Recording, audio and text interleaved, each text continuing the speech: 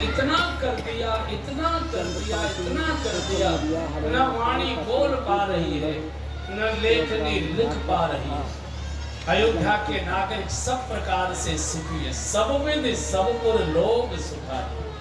फिर आपको याद दिलाता हूँ अयोध्या कांड की बिल्कुल शुरुआत के 7-8 चौपाई रोज पाठ करिए, आपको कुछ दिनों में ही आनंद और अनुभव आने लगे। कहीं न जाए कछु नगर विभूति, जन्म इतनी विरंच कर तूती, सब विधि सब पुर लोग सुखारी। और सबसे बड़ा तो सुख ये है कि वैभव में भगवान के मुखचंद्र का अयोध्या के नागरिक दर्शन कर रहा, रामचंद्र मुखचंद्र निहारी। अन्यथा भी ये कहता है जब कष्ट होता है, दुख होता है, कुछ घाटे होते हैं, मुकदमा चल रहा होता है, आदमी साधुओं के पास जाता है, गुरुओं के पास जाता है, मंदिरों में जाता है, तीर्थों में जाता है, मिन्नतें करता है, मनौतियां मनाता है। गरीब ही रहती है, दुख रहता है तो मंदिर की ओर जाता है। जब रुपया पैसा खूब भर जाता है अपने घर की अलमारियों में तो फिर मंदिरालय की ओर जाता है। पहले थोड़ा कम पैसा था तो कथाओं में आ जाता था, अब पैसा इतना ज्यादा बढ़ गया, कथाएं छूट गई, अब क्लब की ओर जाना शुरू कर दिया। पहले प्रकाश में आता था, वो अंधेरे के कार्यक्रम में जाना शुरू कर देता है। अयोध्या में कहीं ऐसी स्थिति न हो जाए, चिंता हो गई भगवान। कहीं अयोध्या के नागरिक अभी रामचंद्र मुख के दर्शन में डूबे हैं, कहीं रामचंद्र को छोड़कर इस सुख वैभव के कारण कामचक्र में तो नहीं चले जाएंगे। और कोई और नहीं गया, महाराज दशरथ चले, केकई के भवन में महाराज चले, कामिनी के भवन में महाराज चले, काम के भवन में महाराज चले। जिसने राम को जन्म दिया है, राम जन्मदात्री मां कौशल्या जी धर्म की प्रतीक है, उनके भवन को छोड़कर केकई सौंदर्य की प्रतीक थी, उनके यहाँ चले। और जो राम को छोड़कर काम की ओर जाएगा, उपासना को छोड़कर जो वासना की ओर जाएगा, मंदिर को छोड़कर जो मंदिरालय की ओर जाएगा, उसको तो कैन के अंधकार में ठोकरें खानी ही पड़ेंगी, आगे चलकर उसे तो रोना ही पड़ेगा। और दशरथ जैसे महापुरुष को भी कितना रोना पड़ा है, कितना रोना पड़ेगा भी आप देखेंगे।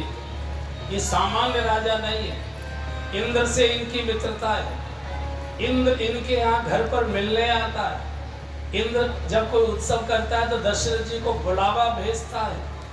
भगवान ब्रह्म जिनके आंगन में बेटा बनकर आए हैं, भक्ति महारानी जिनके घर में बहू बनकर आई है, इतना बड़ा राजा चक्रवर्ती नरेश, उसको भी कैसे सिर पीट पीट के रोना पड़ा है, केवल इसी कारण से जो राम को छोड़कर काम की ओर जाएगा।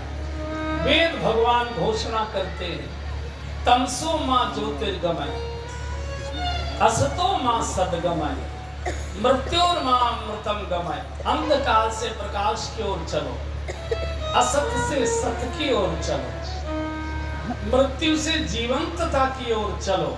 लेकिन राजा की गति उल्टी होने जा रही। और अब गोस्वामी जी वर्णन करते हैं, बहुत लंबे समय के बाद आज राज्यसभा का सत्र आयोजित किया गया है। चूंकि बारात गई, 1 महीने बारात रुकी वहां, फिर बारात लौट कर आई शादी के बाद, फिर बहुत सारे शादी के बाद तो सब पधरौनी, रिसेप्शन, ये वो दावतें वगैरह वगैरह, बहुत लंबे समय के बाद आज अयोध्या की राज्यसभा का सत्र आहूत किया गया, सत्र आयोजित किया। सब राजे महाराजे, पड़ोसी जितने भी राजा दशरथ जी के अधीन छोटी छोटी स्टेट थी, उनके जितने राजा थे सब विराजमान है, सब सचिवादित, पूरी उपस्थिति खचाखच है। आज दर्शक दीर्घा में पहली बार भगवान श्री राम भी विराजे। लंबे समय के बाद दशरथ जी प्रवेश करते हैं। बड़ी सुंदर चौपाई पहले गा लीजिए। सहित सभा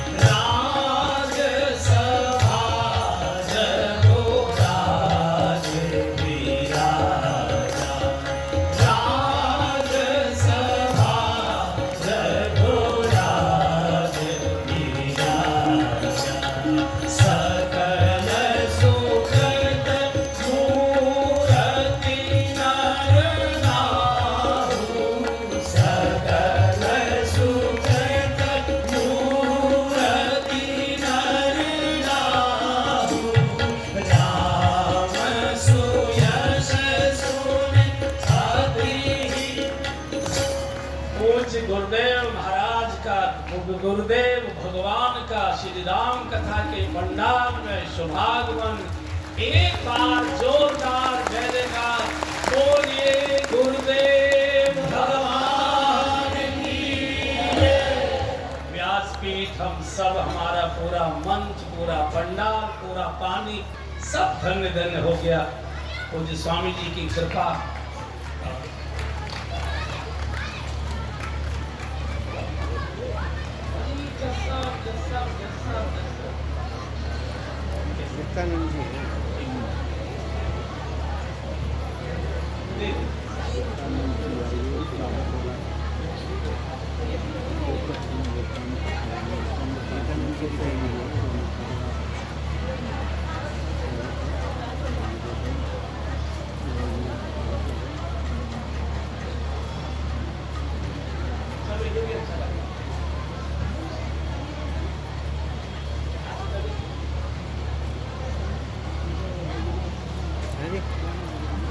ये जो आई है इधर जो कथा बात है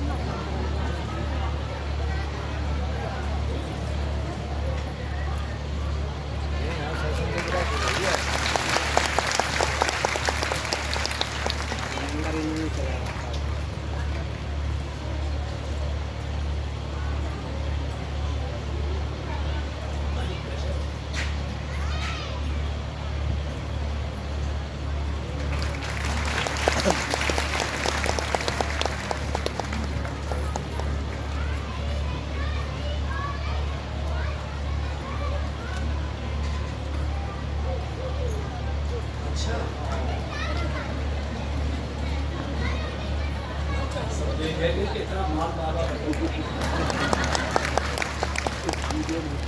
तो चुपचाप लिया जाता है।